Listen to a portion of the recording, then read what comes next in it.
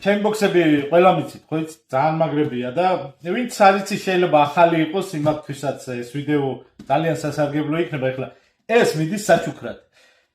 საგარეჯოში ხო იცი ის როა სვარჩიკი როა ჟანგიანი. აი იმასთან მიდის.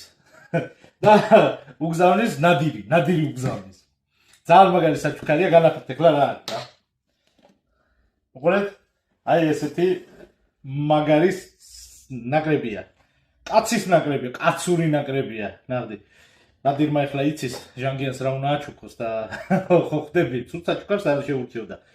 ესე იგი, აქ არის 6 შამფურია, მაყალია, 4 ღვინის ჭიქა, ესე იგი ეს რა ქვია შემახსენეთ, რას რომ ავიწყდება. ეს არყის კონიაკის და ესე შემდეგ ჩასასხმელად ეხლა ღვინოსთვის ძალიან პატარაა. არც არყისთვის არის დიდი. კახეთში ეხლა ზოგადად ამით იწყებენ ხოლმე.